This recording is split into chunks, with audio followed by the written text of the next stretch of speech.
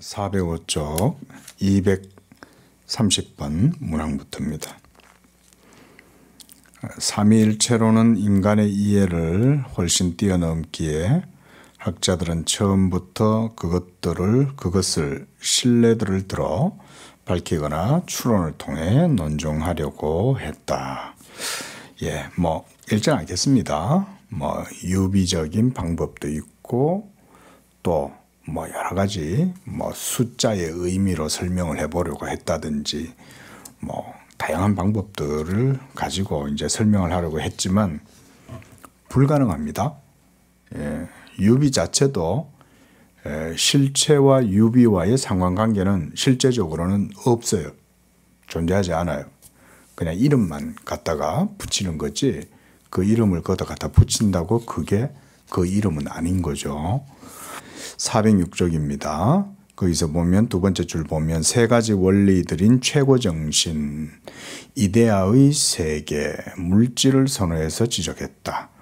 이런 식으로 다른 이방 세계나 또는 어떤 그런 쪽에서도 이런 식으로 삶에 대해서 또 일체에 대해서 설명하려고 했지만 그런 것들도 삼일체와는 될 수가 없다 이런 얘기고요. 다 그런 얘기예요. 그래서 우리가 이거는 굳이 읽지는 않고 두 번째 문단에도 보면 물리적 유비 이런 것들도 있는데 그래 따지면 사람의 생각이야 오만 가지 오만상이라고도 할 수가 있죠. 사람의 머리가 얼마나 하나님께서 뛰어나게 만들었습니까? 그러니까 해석학적으로 다양한 형식이나 다양한 방법으로 삼위일체의 어떤 내용들에 대해서 설명해 보려고 많은 시도들이 있을 수 있겠죠. 그러나 불가능합니다. 여러분. 전제 자체가 불가능해요. 하나님은 지음받은 존재가 아니시잖아요. 근데 우리가 말하는 언어도 사실은 우리는 벌써 지음받은 존재들이잖아요. 인간이 아무리 하나님의 형상이고 인간이 아무리 그 지혜와 어떤 지적인 지성의 능력이 뛰어나다 해도 우리가 묘사하거나 아주 정밀하고 깊이 있게 나름대로 한다 해도 안 돼요. 불가능합니다. 자, 407쪽 거기 셋째 줄 보면 물질, 형태나 미, 그리고 둘 사이의 조화, 사랑, 모든 존재의 기본 형태와 양상인데 모든 존재는 그 존재 구별 조화에 있어서 각기 다르고 이러면서 아무리 표현한다 해도 이것도 어렵습니다. 그 다음 두 번째 문단에 보면 중세신학은 여러 가지 방식으로 발전시켜 삼위일체의 흔적을 또 추적을 하고 그래서 삼위일체 유비를 문법이나 또는 변증법이나 또는 수사학이나 트리비움, 삼과 이렇게 이제 했는데 그다음 논리학, 물리학, 윤리학 세 가지 철학 과목에서 이런 식으로 발견이 된다 해도 그러나 그런 걸 시도한다는 것은 의미가 있다 손 치더라도 시도한다고 답을 얻을 수 있는 건 아니죠. 맞잖아요. 시도한다고 답을 얻을 수는 없어요. 그러니까 한마디로 하나님은 하나님이시니까 우리는 그 어떤 것으로도 증명하거나 또 그거를 표현하거나 객관적이고 합리적으로 설명하거나 이렇게 하기는 불가능합니다. 불가능. 우리 개혁신학에서는 단 하나의 가능성만 얘기하죠.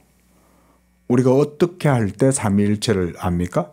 하나님께서 우리에게 자신을 어떻게 해주셔야 돼요? 계시해 주실 때만. 하나님의 계시의 방식에 의해서만 우리는 하나님을 삼위일체로 인식하는 거죠. 알게 되는 거죠. 하나님의 계시 그리고 계시 방식 하나님께서 우리에게 계시해 주시는 것에 여러 이제 방법들이 있고 경륜상의 시행상에 구별되는 방법들이 있지만 결정적이고 최종적인 계시는 바로 예수 그리스도의 성육신이죠.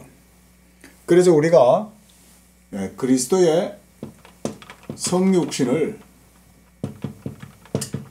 최고, 절정, 클라이막스다 이죠. 최고 절정의 계시다. 그래서 히브리서 1장 1절 보면 하나님이 이 모든 날 마지막에, 그죠?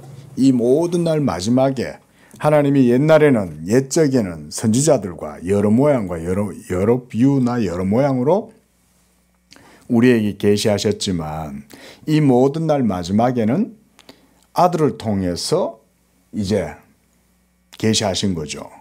바로 예수 그리스도의 성육신이 그래서 계시의 최고 절정이에요. 그리고 이 계시의 방식에 있어서도 그 성육신을 통해서 그리스도의 인격이라고도 하면 되겠죠. 그리스도의 인격. 당연히 우리가 그리스도의 인격하면 인격에는 두 성품, 신성과 인성의 연합이 있죠. 신성과 인성의 이제 연합이 있는 겁니다. 그래서 우리가 말씀이 육신이 되어 우리 가운데 거하심에 우리가 그의 영광을 보니 아버지의 독생자의 영광이요 은혜와 진리가 충만하더라. 그 바로 신성과 인성의 연합된 것. 그래서 이 신, 인 이 두 본성의 한 인격 가운데에서의 연합을 통해서 바로 하나님의 충만한 계시가 다 드러난 거예요. 그래서 오늘날도 설교자들이 복음을 선포한다라고 얘기할 땐 그래서 예수 그리스도를 증거하고 선포할 때 바로 이게 늘 증거되고 선포되어질 수밖에 없는 거예요. 우리를 위한 모든 구속은 성육신하신 그리스도가 하시죠. 그렇죠? 우리 영혼의 구원, 우리의 죽은 영혼을 거듭나게 하고 회심하게 하고 그래서 새 생명을 주고 이런 모든 것들은 다 예수 그리스도에 의해서 이루어지는 거지 않습니까? 그러면 그 생명의 능력이 어디서 나와요? 모두 성육신하신 그리스도의 인격에서 우리에게 실질적인 효력으로 주어지는 거예요. 당연히 이 그리스도의 성육신의 효력이 우리에게 주어지게 되는 건 성령의 사역이죠. 그죠? 그러니까 계시의 방식이란 건 이런 거예요. 이제 계시는 단지 관념으로만 있지 않아요. 그렇죠? 역사적이죠? 예수께서 2000년 전에 영원한 말씀이 사람의 몸을 입으시고 유대 땅 베들레헴에 나셨잖아요. 그게 계시 방식이 있죠. 또 그뿐 아니라 그리스도의 인격을 통해서 이제 우리는 하나님을 아는 거죠. 그리고 그 하나님을 아는 그거야말로 참된 알미죠. 예수 그리스도를 알므로써 우리는 삼위일체 하나님을 아는 거예요. 바빙크가 우리가 지금까지 봤던 바빙크의 논지가 전개가 바로 그거였죠. 삼위일체 하나님을 아는 건 로고스를 통해서 안다는 거죠. 그리고 그 로고스는 특별히 성육신하신 로고스다. 영원 전부터 하나님 안에 계셨던 바로 그 태초에 말씀이 계시니라. 근데 그 하나님 안에 있었던 그 말씀이 이제 육신을 입으시고 우리 가운데 임마누엘 하시고 자기를 드러내셨죠. 그리고 이제 그의 드러낸 인격, 이 성육신을 통해서 우리는 이제 이 계시의 방식이죠. 그게 이걸 통해서 삼위일체 하나님을 비로소 우리가 바르게 인식할 수 있게 된 거예요. 이렇게 삼위일체 하나님을 아는 알미야말로 참된 알미예요. 이게 진짜 바르게 아는 거예요. 그래서 이 계시의 방식 이외에는 하나님을 아는 방법은 없어요. 그리고 삼위일체 하나님을 이 방식 이외에 다른 어떤 것으로 규정을 한다든지 묘사를 한다든지 설명을 하겠다, 논증하겠다, 불가능합니다. 근데 이건 왜 가능합니까? 이건 하나님의 계시기 때문에 가능한 거예요. 하나님이 우리에게 이렇게 알려주시는 거죠. 그리고 그 알려주시는 것과 함께 알려주시는 방식도 바로 이 방식이죠. 자기의 영원한 제2위격이신 그 말씀, 바로 그 말씀이 육신이 되어 우리 가운데 나타나시고, 그래서 우리가 성육신하신 그의 인격을 보면 아버지의 독생자의 영광, 은혜와 진리가 그 가운데 충만함. 그래서 그 충만함이라는 것 속에 삼위일체 하나님을 아는 암도 있는 거예요. 이런 겁니다. 자, 그러니까 이런 얘기도 자주 들어야 됩니다. 이게 자꾸 들으면 이제 뭔 말인지 아는 거야. 아, 그렇구나. 자, 그래서 실질적으로 계시, 하나님 자신의 이런 계시가 아니면 우리는 삼일체 하나님을 알지도 못하거니와 삼위 실체의 일체성도 파악할 수 없고 그걸 이해할 수도 없어요. 그 뭐 보면 또 뭐 다 그런 비슷한 얘기들 여러 가지 얘기들을 많이 해놨죠. 무슨 뭐 보니까 히브리어의 세 가지 기본 모음, 세 문자 어근, 수사학의 구조, 웅변, 전달, 변증법에서의 정의, 구분, 논증, 시의 세 가지 형태, 신비주의의 세 단계 등 이런 거 아무리 말해도 필요 없어요. 그 다음 문단 보세요. 자, 이번엔 철학에서 현대 철학에서 삼중성은 형식상 지배적이다. 자, 이 바르트도 계시의 삼중성 이런 얘기 하거든요. 근데 삼중성, 트리폴드 이런 얘기를 한다고 해서 그게 삼위일체에 대한 객관적이고 확실한 진술이다. 우리 이렇게 그런 식으로 용인할 이유는 하나도 없죠. 그러나 그들이 어떻게 얘기했는지 잠깐 한번 봅시다. 자, 헤겔에 의하면 칸트는 직관의 삼중성을 재발견했고, 그래서 지식의 기관들, 영혼의 능력, 범주, 이성의 개념들로 도구화했다. 하지만 이러한 삼중성은 칸트로부터 도출된 피히테, 셸링, 헤겔 이 전부 다 관념론자들이요. 그래서 이 관념론 철학에 이르렀어야 변증법적 방법이 되었다. 자, 관념론은 사물들을 의식의 사물로 관념의 전개로 이해하고자 했다. 지난주에 제가 스피노자, 그죠? 우리가 스피노자 실체 개념에 대해서 잠깐 제가 소개를 해드린 게 있는데요. 어떻게 보면 좀 그 속에 들어가면 세부적으로는 좀 다룰 수 있지만 크게는 사유에 대한 또 운동, 인식 이런 것에 대한 그 개념, 역동성 이런 것에 대한 개념들, 모두스, 양태 이런 것들에 대해서는 크게 보면 좀 다른 것 같아도 맨 앞 그 안에 들여다보면 비슷한 부분들도 있어요. 작게 보면 좀 다른 것 같지만 크게 보면 비슷한 그런 것들이 있다. 그래서 제가 지난주에 도가 이런 얘기도 했잖아요. 그 하나가 이제 제가 영상에는 편집하면서 이렇게 이제 자막을 넣어놨는데, 무에서 하나가 나오고 하나에서 둘이 나오고 둘에서 셋이 나오는 거예요. 그래서 그 셋이 나와서 모든 세계가 그 셋에 의해서 다 이루어진다. 거기도 3이라는 숫자가 있잖아요. 그러니까 이 셋, 우리가 아이들 가위바위보 할 때조차도 3세판이잖아요. 그죠?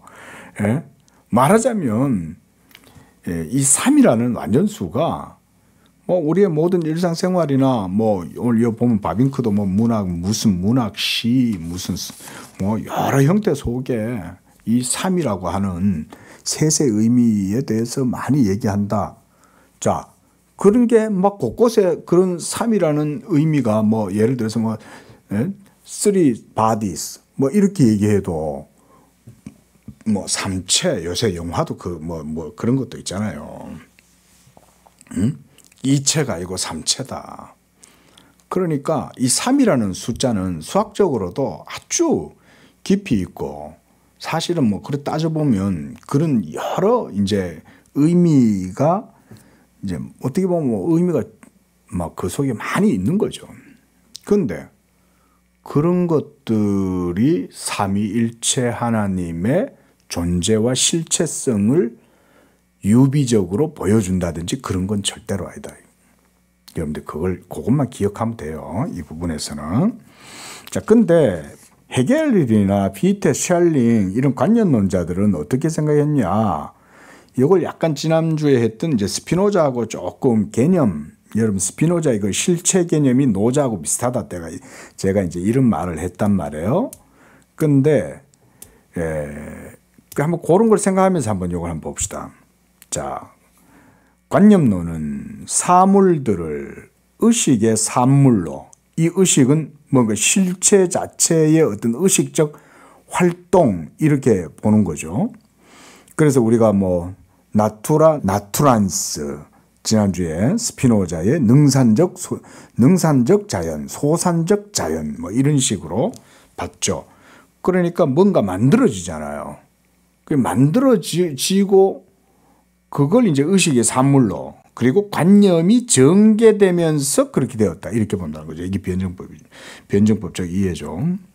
그래서 이 관념은 반드시 살아서 활동하고 산출한다.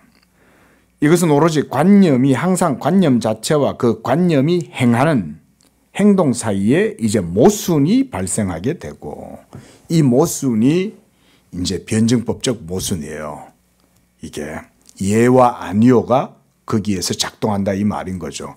이걸 동양에서는 음과 양으로 이해하죠.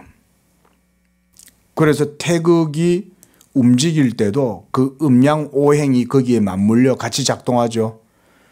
근데 태극은 어디서 나왔어요? 원래 태란 말은 태초 태자잖아요. 처음 시작될 때 극이 형성됐다 이 말이죠. 근데 그 태극이 있기 이전에는 극이 없었어요. 그래서 동양 철학에서는 특히 도가 이런 쪽에서는 무극이 태극이다. 극이 원래는 없었어요. 극이라고 칭할 수 있는 게 없었는데 그게 바로 실체예요. 극이라고 칭할 수 있는 게 없는 게 실체인데 그 실체가 작동하기 시작하니까 극이 발생해요. 극이 발생했는데 어떻게 음과 양이 생기냐고. 그러니까 거기에서 벌써 모순이 생기는 거죠. 그죠? 이런 게 이제 변증법이에요. 그래서 보면 이 모순의 세 번째 것, 이게 이제 정반, 합. 거기서 이제 신테시스가 나온 거죠. 이게 이제 합이잖아요. 그렇게 해서 거기서 조화가 되면서 모든 세계가 산출되는 거예요. 이런 식으로 이해하는 거예요. 이게 스피노자가 얘기하는 거랑 비슷한 거예요. 그래 따지면. 그래서 관념론적 관점에서 모순율이다 이랬는데 말 그대로 모순이에요. 모순. 예와 아니요. 이 둘은 모순이잖아요. 그래서 이 모순을 사유의 본질을 보는 거예요. 이게 이런 사유 방식이나 이런 해석학적인 이런 방식이 그대로 독일의 관념 철학에서 흘러내려오다가 현대의 해석학이나 현대의 사회 철학자들한테까지도 이게 이제 내려옵니다. 현대 이제 철학자들 속에. 그래서 이 사람들은요, 세상과 사회 체계를 어떻게 해석하냐면 변증법적인 구도 속에서 세상을 이해해요. 그러니까 말하자면 이런 거예요. 진보가 있고 보수가 있어요. 벌써 사회 속에 두 가지 대립되는 층이 있죠. 그리고 이 둘은 늘 부딪히죠. 그렇죠? 그럼 부딪히면 거기서 또 새로운 게 나오잖아요. 그런 식으로 한마디로 그런 프레임으로 세상을 본다 이거예요. 물론 이제 우리 기독교는 그런 식으로 안 봅니다. 그렇죠? 우리는 하나님의 주권적 섭리, 은밀하고 비밀한 그런 섭리와 하나님의 뜻의 주권적 역사 이렇게 보지, 우리는 이런 모순율로 인해서 세계가 이루어진다고는 안 보죠. 자, 그 다음 408쪽도 보세요. 자, 그런 관념, 한마디로 여기서 관념은 절대정신 이 말인 겁니다. 그 절대정신이 바로 신이에요. 절대정신, 이게 스피노자에게 있어서는 이게 바로 실체죠. 그죠? 스브스탄티아였어요. 이 실체가 작동하죠. 그래서 나투라, 나투란스, 그 다음 나투라, 나투라타 이렇게 해서 스피노자 같은 경우는 실체가 능산적으로 작용하고 그 작용에 의해서 산출된 자연들이 또 있다 이렇게 보는 거죠. 그런데 이제 독일에 있어서 헤겔이라든가 피터 셸링 이런 관념론 전통에서는 이 절대 정신이라는 게 있다고 본 거죠. 이게 말하자면 그들의 입장에서 이게 이제 신이에요. 신. 네, 신. 그리고 이 절대 정신이 이제 자기 활동을 통해서, 그래서 우리가 지난주 이제 카우자수이, 이제 스피노자도 자기 원인이라 그러잖아요. 그죠? 커절티. 이것이 바로 그 인과율이라는 것은 자기 자신을 매개로 해서 이루어지는 거예요. 그렇게 해가지고는 생성이 이루어지는 거죠. 그리고 계속 생성을 하면 또 분화되죠. 생성은 또 분화를 낳아요. 그러면 이 생성이 돈단 말이에요. 운동을 하면 여기에서 또 이게 생기고 이게 생겨요. 예? 그래서 이 두 극이 또 생겨나고, 말하자면 이런 식으로 이렇게 해가지고는 또 여기서 또 작동이 일어나면 또 나뉘어지고 또 나뉘어지고 이렇게 해서 세계가 형성된다고 보는 거예요. 이게 절대정신의 자기 전개이고, 어떻게 보면 이런 거 이제 자기 객관화다 이런 표현도 써요. 자기 객관화. 그걸 또 뭐 자기 지시 활동 이렇게도 표현합니다. 자기 지시, 셀프 레퍼런스, 자기 지시 활동이다 이렇게도 봐요. 아니면 자기 객관화. 객관화란 말은 아직 안 나타났다가 이제 나타났단 말이잖아요. 근데 이게 어디 있었어요? 객관화 되기 전에 여기 있었죠. 그 여기에 있던 게 펼쳐지면서 생성되면서 분화되고, 그렇게 하면서 이제 다양한 자기 지시 활동이 일어나면서 자기 객관화도 이루어지는 거죠. 드러나는 거죠. 이런 식으로 이해를 한다는 게 세계를. 인간은 대단하죠. 창조주 하나님을 안 믿는 대신 이런 식으로 세계를 해석하는 거예요. 그런 면에서 보면 인간의 이 지성이라는 건 대단하죠. 근데 그 지성을 누가 만들었겠어요? 하나님이 만드신 거죠. 제가 예전에 이거 책을 보다가 이런 걸 공부하면서 제가 그때 한 가지 흥미로운 걸 느꼈어요. 그러면 창조주 하나님을 믿는 우리가 유신론자들인 우리 기독교인들, 그리고 우리가 믿는 하나님이 참 하나님이라고 이렇게 믿잖아요. 그러면 이게 아니라면 우리는 이게 아니라고 지금 얘기하는 거죠. 그죠? 그냥 이건 그 사람들 생각인 거지. 그러면 이런 모순율의 변증법이 만약 어떤 창조 속에 어느 정도 이렇게 이제 그런 사실들이 만약 있다면, 만약에 있다 손 친다면, 왜냐하면 어느 정도 그런 면도 있긴 하거든. 내가 그런 얘기 우스갯소리처럼 했잖아요. 인간의 뇌도 그죠, 좌우가 있잖아요. 우리는 눈도 좌우가 있고, 귀도 좌우가 있고, 심지어 코도 좌우, 폐도 좌우, 심장도 좌우, 콩팥도 좌우가 있잖아요. 에? 그러니까 어떻게 보면 이런 변증법적인 인식이라든가 이런 건, 저는 그런 걸 보면 하나님께서 어떻게 인간의 어떤 자연의 본성으로 주어진 건 아닌가, 이런 생각도 좀 해봐요. 왠지 아세요? 우리가 하나님이 없이는 하나님을 믿지 않고 하나님의 존재를 의지하지 않으면 어떻게 살겠어요?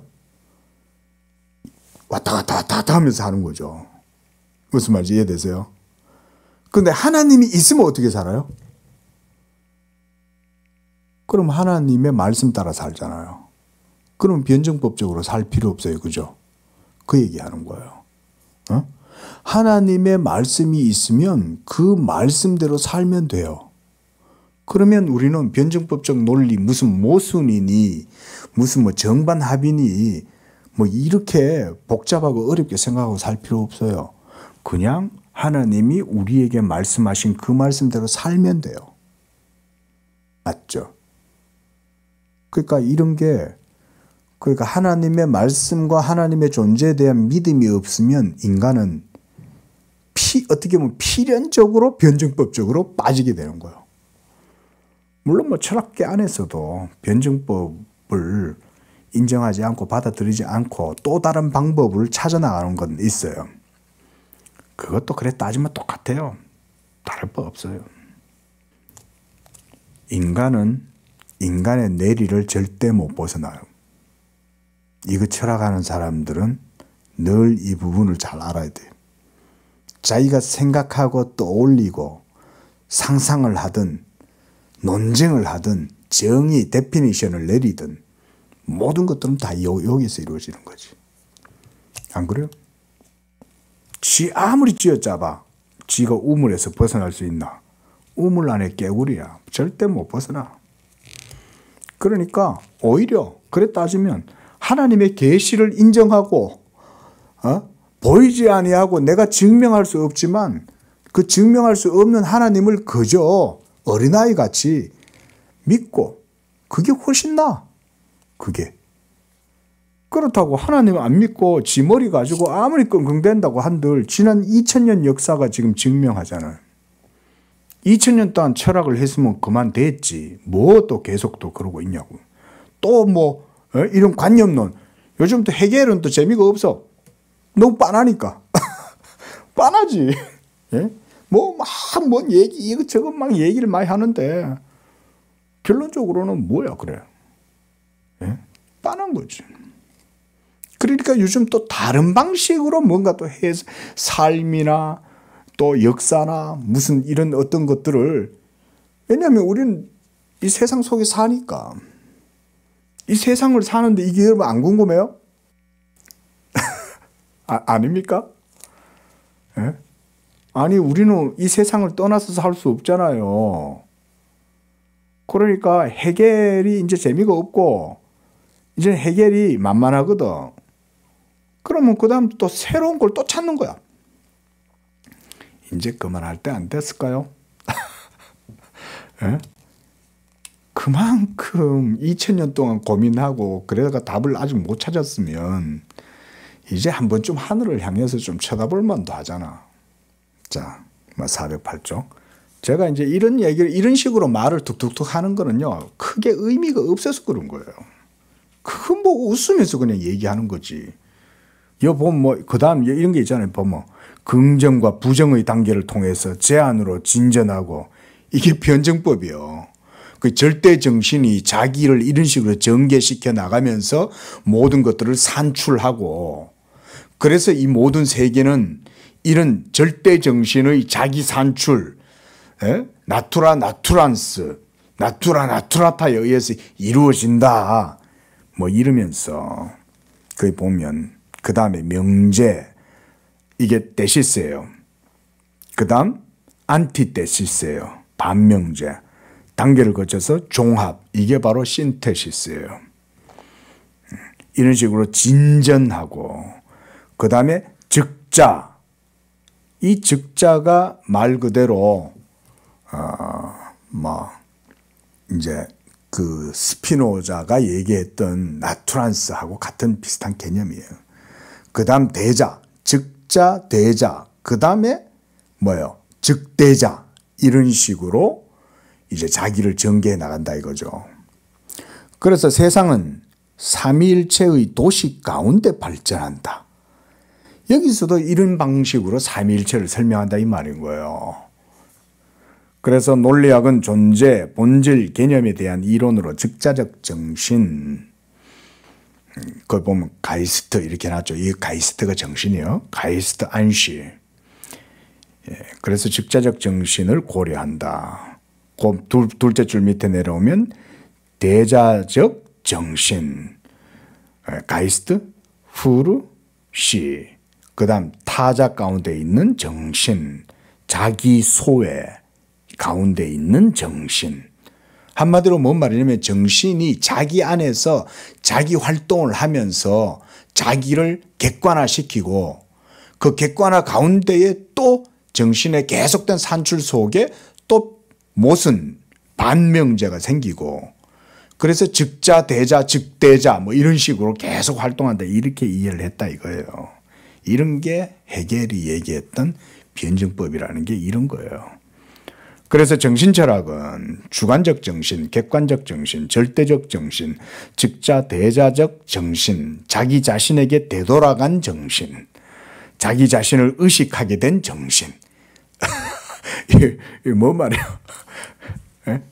한마디로 뭔가 있어. 절대 정신이 있어. 이게 실체야. 스피노자는 이거 스탄티아라고 그랬죠. 이 정신이 있는데 이 정신이 자기 안에 역동적 활동을 하는 거야. 자기 원인, 셀프 코즈죠. 셀프 코즈. 그렇게 해서 자기 자신이 원인이 되어서 자기 안에서 작동할 때 이런 식으로 움직인다는 거예요. 이거 근데 나는 이분들 만나면 내가 질문하고 싶은 게 있어. 보셨어요? 이렇게 그거 어떻게 말은 그래 한데 그거 해석이잖아요. 본인들 표현이잖아요. 그럼 그런 표현이 실체라고 어떻게 말해요? GPT한테 가서 물어봐야 되겠다.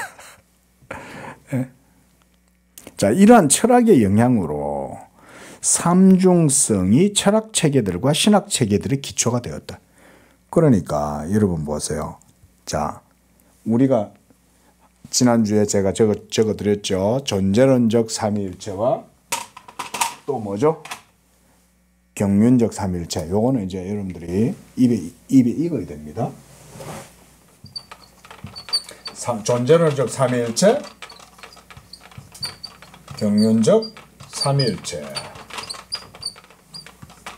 자, 이제 기독교 성경에서 계시하시는 바 하나님이 바로 이런 하나님이시고 존재론적이고 바로 이런 하나님이 참 하나님이시죠. 우리는. 근데 철학이나 신학의 체계, 특별히 18세기 이후에 이제 점차 실존주의 영향에 의해서 신학이 이제 자경화가 되죠. 소위 우리가 자유주의 신학 이런 거 들어보셨죠? 그게 구자유주의든 신자유주의든 간에 삼위일체에 대한 개념이 정통 삼위일체에 대한 개념이 점점 이런 철학사의 흐름 속에서 관념론의 영향을 받고 그런 가운데 이런 식으로 이제 이해가 되기 시작했다는 거예요. 바빙크 시대 때 벌써 바빙크가 그걸 읽어낸 거예요. 그 시대를. 그러면서 정통 기독교에서는 초기부터 성경에서부터 계속해서 바빙크 시대 때까지 정통 개혁 신학에서는 삼위일체 하나님을 이렇게 이해했죠. 예? 존재론적으로. 그래서 한 본질에 삼위가 실체성으로 이루어져 있는 그거를 고백했는데 이제 점점점 이런 철학이 발전하고 관념론이 발전하는 과정 속에 삼위일체에 대한 개념을 실체론적으로 이해하지 않고 관념론적으로 이해하고 모순이라든가 변증법이라든가 이런 개념들이 점차 신학 속에 점점 이제 들러붙기 시작한 거예요, 이게. 그러면서 이 정통 신학이 점차 어떻게 보면 변질이죠. 변질되어져 가고 철학적 신학으로 바뀌어가는 거예요. 거기도 매나 바르트 같은 경우도 계시의 삼중성 이런 얘기한다 이 말이죠. 말이 말하고 말한 것이 말이 되고 말한 걸 가지고 또 말을 하면 말이 되고 말. 삼중성, 삼중의 말이 있어요. 그런 걸 바르트는 그래서 그런 의미에서 거의 정확하게 삼위일체를 그런 식으로 이해해요. 그래서 바르트가 삼위일체를 얘기한다고 해서 이런 의미가 아니에요. 그래서 이제 우리 개혁신학 진영에서는 바르트의 삼위일체론은 양태론적이다 이렇게도 이제 이해를 하는데,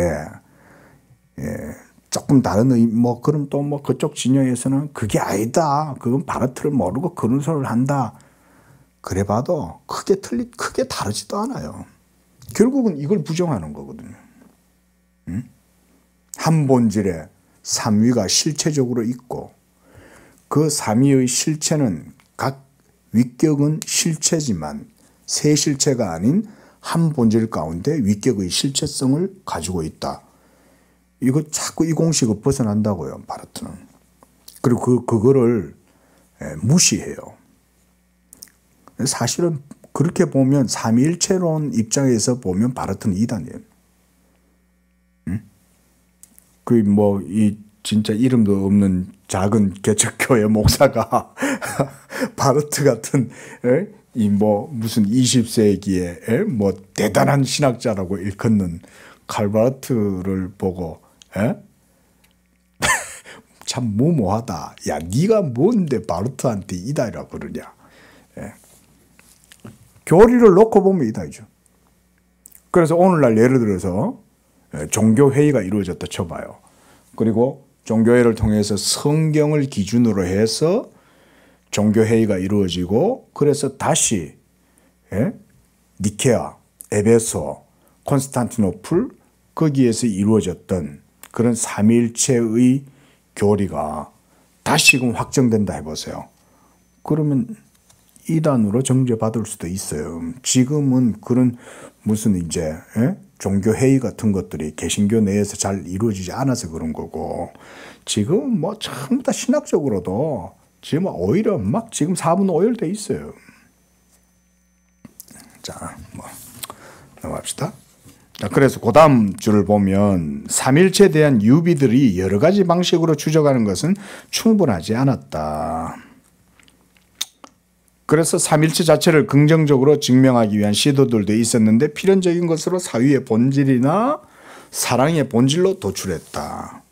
성경과 헬라 철학에서 로고스로는 신적 존재 내의 삼위일체적 과정에 대한 한 모양을 인간의 사유와 은설 가운데 직감적으로 그리고 자연스럽게 보여주었다.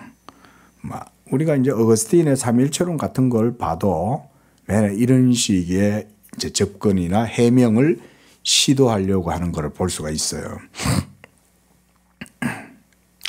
쭉 내려와서 고문단 밑에서 넷째 줄, 아타나시우스와 갑바도기아 신학자, 동방교부들이죠.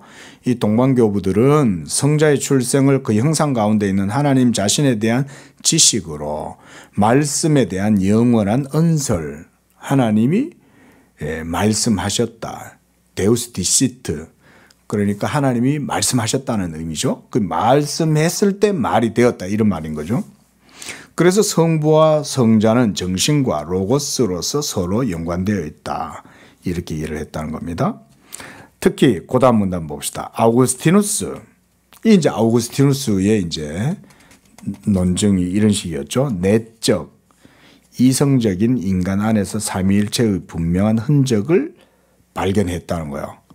우리 이제 삼위일체론을 보면 이런 얘기들이 나옵니다. 그래서 그는 다양한 방식으로 다양한 방향에서 그 흔적을 발견했다. 첫째, 그는 그것을 존재, 인식, 의지, 본질, 지식, 사랑, 정신, 지식, 사랑 이런 식의 삼중성이 인간의 지성 안에 있다고 본 거예요. 그래서 그는 둘째로 영혼의 능력들을 구체적으로 대상인 사물 자체, 그 다음 우리 눈에 보이는 그 대상의 형상인 시각, 그리고 감각이 대상을 지향하도록 하던 영혼의 어떤 의도, 이런 것들을 통해서 형성되는 감각적 인식 가운데서도 삼일체에 대한 흔적을 발견했다고 이렇게 설명을 하네요. 쭉 한 넷째 줄 내려오셔서 그는 자신이 여기서 발견한 삼위일체를 일반적으로 정신, 지식, 사랑 또는 기억, 지성, 의지라고 부른다. 그런데 거기서 또 한 넷째 줄 내려오시면 하지만 이제 지식, 지성은 심사숙고 사유를 통해 기억으로서의 정신, 즉 기억 속에 보존된 지식으로부터 산출된다. 정신은 이 지성 가운데 자기 자신에 대한 적절한 상, 이미지겠죠.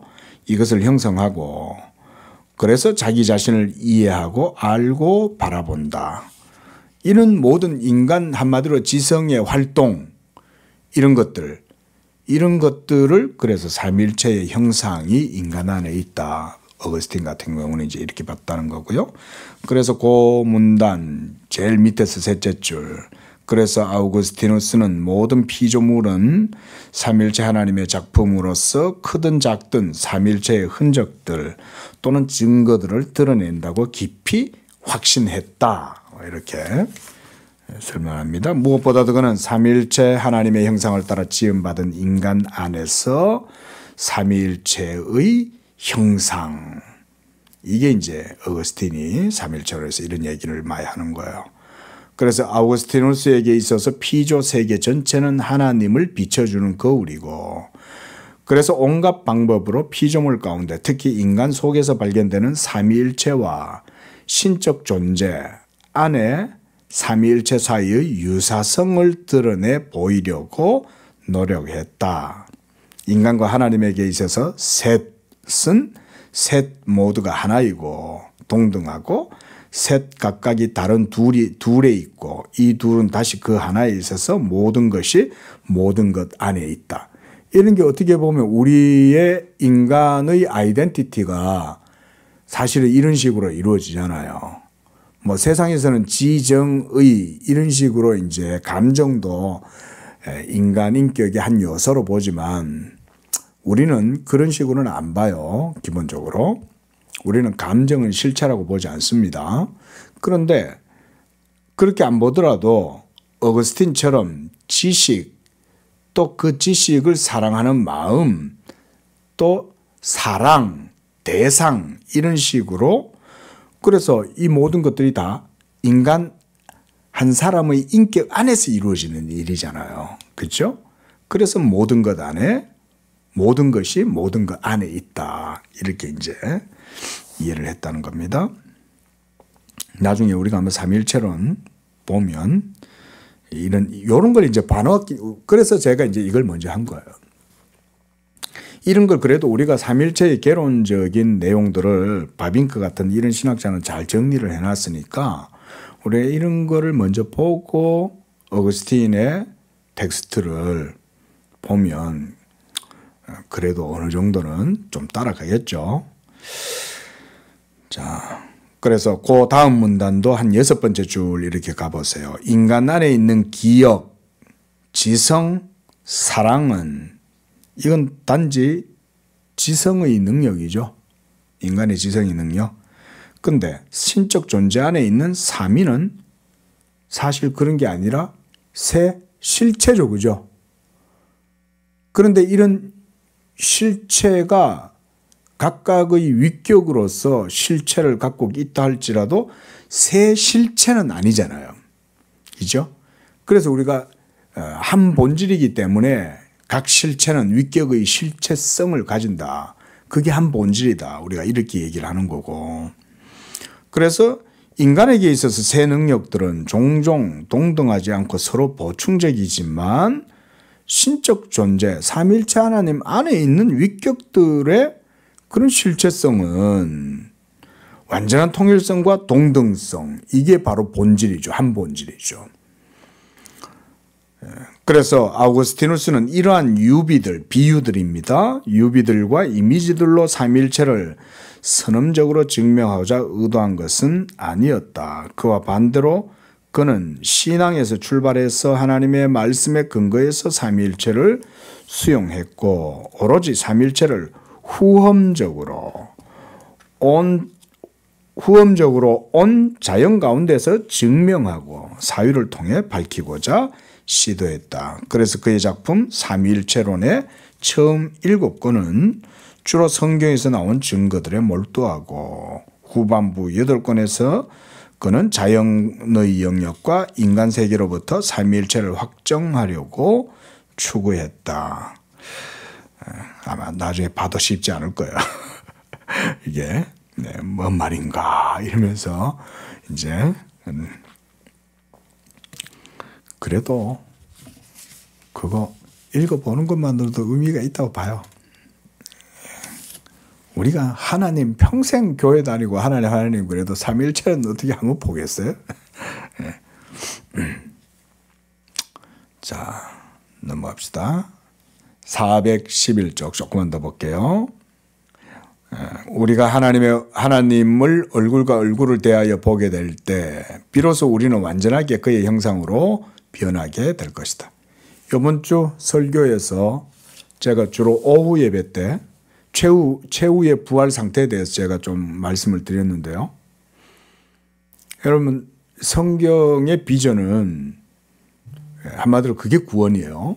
제가 이번 주 오후에 했던 그 설교의 내용이 결국은 그게 사실은 기독교의 구원입니다. 천국 가면 그 완전하신 실체이신 그 하나님과 우리 사람이 한 가족이 되는 거예요. 그러면 우리는 그걸 성경에서는 뭐라고 얘기해요? 신의 성품에 참여한다 이렇게 얘기하죠. 신의 성품에 참여한다는 말은 우리가 신화가 된다는 말은 좀 위험해요. 신화가 되는 건 아니지만 예수님은 이렇게 말씀하셨죠. 너희가 나중에는 하늘에 가면 천국에서는 천사들과 같이 된다고 그랬어요. 사실 천사들과 같이 된다는 정도만 해도 사실 우리는 그게 이제 신의 성품에 참여하는 거다. 이렇게 볼 수 있는 거죠. 그러면 우리는 그때 삼위일체 하나님과 괴리돼 가지고 떨어져 있는 그런 게 아니라 그 하나님의 존재 안에 있는 그 사랑 가운데 우리도 들어가는 거예요. 저는 이렇게 표현해요. 자, 우리가 성부, 성자, 성령 제가 이거를 뭐 깊이 다루거나 논하진 않았어요. 그런데 우리가 요한일서 같은 데 보면 하나님은 사랑이시라 그러죠. 그때 그 사랑은 하나님의 본체를 그렇게 표현하는 거예요. 그게 사실 신학적 표현이에요. 감수성, 감정적, 무슨 로맨틱하게 표현한 게 아니에요. 문학적 표현이 아니에요. 원래 하나님은 사랑이에요. 그래서 우리가 이제 성부, 성자, 성령이 계신다 이렇게 얘기하면 이 성부, 성자, 성령이 한 본질 안에 삼위격이 서로 이 한 본질을 공유하고 그렇게 해서 이 위격의 실체성 가운데 본질을 이루면 여러분 이 하나님의 생명, 의 이것은 모두가 다 또한 사랑이에요. 그래서 하나님은 생명이시기도 하지만 그 생명이신 하나님은 또한 사랑이신 거예요.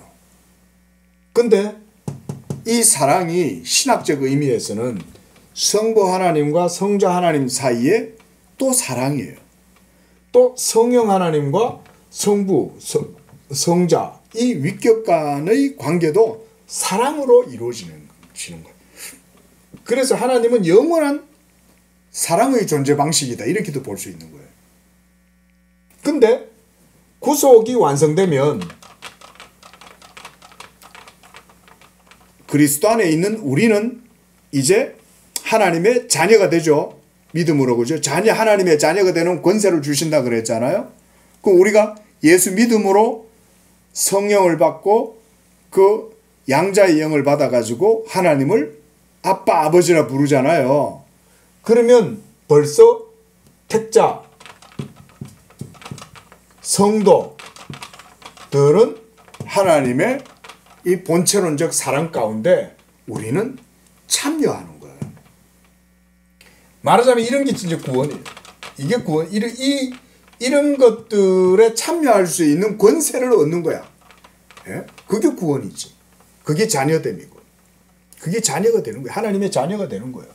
그래서 하나님 아버지께서 자기의 아들 예수 그리스도와 함께 이 택자들이 기업 얻을 상속자들이 되게 하죠. 그리스도와 함께한 상속자. 그러니까 우리는 다 예수 그리스도로 말미암아 삼일체 하나님의 가족이 되는 거예요. 그리고 그리스도의 부활하신 형상을 따라 우리도 그와 같이 부활의 형상을 가져요. 그러면 그때 우리의 부활체는 천사들과 같이 신령한 몸으로 바뀌는 거예요, 이게. 제가 지금 성경에 없는 얘기합니까? 사도 바울이 전부 다 성경에서 설명하고 있는 내용이죠. 그러니까 신학적으로 이해하면 이런 거예요, 결국은. 그래서 우리가 마지막에 삼일체 하나님과 거기에서 신화가 아닌 한 가족으로서 하나가 되는 거예요. 그래서 요한복음 우리 지난주에도 제가 잠깐 말씀드렸는데 17장 잠깐만 한번 보세요. 예수님께서 하나님의 택하신 백성들을 위해서 이제 이렇게 기도하시는 거죠. 자, 뭐 요한복음 내에 다른 데도 있어요. 다른 데도 있지만 특별히 요한복음 17장에 보면 5절 보십시오. 아버지여, 창세전에 내가 아버지와 함께 가졌던 영화, 이것은 삼일체 하나님 안에 있는 본체론적, 존재론적 그 위격의 실체성을 얘기하는 거예요. 근데 지금도 아버지와 함께 나를 영화롭게 하옵소서 이렇게 했죠. 그런 다음 자, 쭉 가면 11절 가보십시오. 하반절에 보면 아버지여 내게 주신 아버지의 이름으로 그들을 보존하사 우리와 같이 그랬어요. 그러니까 삼일체 하나님의 사랑의 본체 안에 하나 되심 같이 우리도 그들도 그러니까 이들은 하나님의 택자들이죠. 그 하나님의 택하신 백성들도 삼일체 하나님과의 온전한 연합 속에 하나가 되게 해달라고 그러는 거죠. 이런 얘기예요. 또 22절에도 보면 내게 주신 영광을 내가 그들에게 그 택한 백성들에게 주었으므로 우리가 하나 된 것 같이 그들도 하나가 되게 하려 합니다. 이 하나가 됨은 바로 우리가 그리스도의 몸이 되고 그 그리스도의 몸에 연합됨으로써 삼일체 하나님과도 연합하게 되는 이런 얘기를 하는 거예요. 또 있죠. 24절에도 보면 내게 주신 자도 나 있는 곳에 나와 함께 있어. 그런 얘기고 그 다음 26절에 내가 아버지의 이름을 그들에게 알게 하였고 알게 하리니 나를 사랑하신 사랑이 이것은 삼일체 하나님 안에 있는 그 사랑입니다. 그런데 이 사랑으로 나도 그들 안에 있게 하려 함이고 그들 안에 또 내가 있고 이렇게 되는 거예요.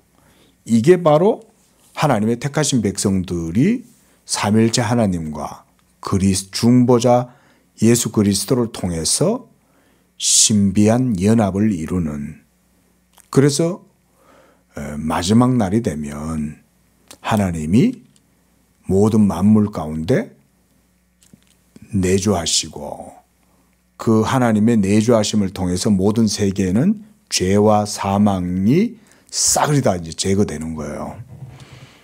그러면 무리 바다를 덮음같이 여호와를 아는 그 지식이 온 세상 가운데 충만하게 되겠죠. 그러면 하나님을 아는 지식이 온 세상 가운데 충만하면 생명과 사랑과 의가 충만하겠죠. 그게 진리의 충만이에요. 그러면 여호와를 아는 지식이 온 세상에 가득한 거예요.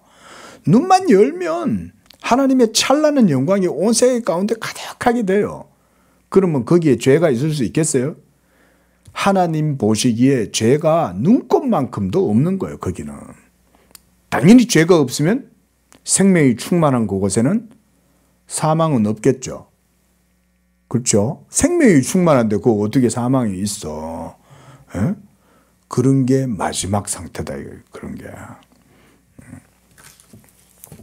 자, 411쪽 여기까지 좀 봅시다. 하지만 사유에 근거한 삼일체 논증 제시와 관련해서 어거스틴은 또 다른 영역, 즉 사랑으로부터 나온 것을 사용했다. 우리 방금 얘기했는 거네, 그죠? 하나님은 사랑이시라. 그래서 성경의 선언에서 출발해서 사랑 안에는 항상 사랑하는 자와 사랑받는 자와 사랑 자체의 삼위성이 있다. 이렇게 논증을 했다는 거예요. 그래서 사랑 안에서 항상 주체와 객체 둘을 연결하는 끈이 있고, 그래서 만일 당신이 사랑을 본다면 당신은 삼일체를 확실히 보는 것이다. 이런 게 이제 사랑의 본체론이죠. 이게. 이런 걸 어거스틴 같은 분들은 뛰어나니까 사랑도 성경을 통해서 하나님 안에 있는 위격 사이의 관계, 상호, 내재성, 또 그 관계를 이런 사랑으로 이제 해석을 하고 이해를 하는 거죠. 그래서 412쪽에 보면 성 빅토르 리차드가 추정했다 그랬는데, 신적 사랑의 충만은 신적 선함, 구원, 신적 영광의 충만처럼 신적 존재 내에 다수의 위격을 요구한다. 이런 표현은 조금 제가 볼 땐 적절치는 않아요. 어쨌든 너무 이제 그래서 삼위일체를 우리가 사유하고 이렇게 할 때는 그것도 성경의 계시를 따라서 해야 됩니다. 근데 그걸 더 나아가잖아요. 그러면 그 뭔가 이상한 해석이 덧붙어지고 그러다 보면 이게 또 이상하게 빠져나갑니다. 그래서 삼위일체로는 항상 신중해야 되고, 무엇보다 성경의 계시에서 머무를 수 있을 때는 머물러야 돼요. 더 이상 막 뭔가 어떤 해석적으로 뭔가 더 여러 가지 의미 있는 것들을 거기서 막 끄잡아내면 재미있는 것 같아도 자칫하면 오류에 빠져요. 자, 마치면서 요거 하나만큼은 우리가 분명히 알아야 됩니다. 삼일체 하나님은 창조주세요. 우리 모든 세계가 없어도 하나님은 홀로 충만해요. 그러니까 그분이 창조하신 세계를 가지고 역으로 하나님의 본체나 실체를 증명한다? 불가능해요. 불가능합니다. 그거는 우리가 항상 원칙적으로 기억해 놓고 있으면 돼요. 그러면 안전해요. 일단 안전벨트를 딱 매고 있는 거야. 그 정도는 여러분들이 꼭 기억을 하시면서 이런 공부도 해야 됩니다. 기도하겠습니다.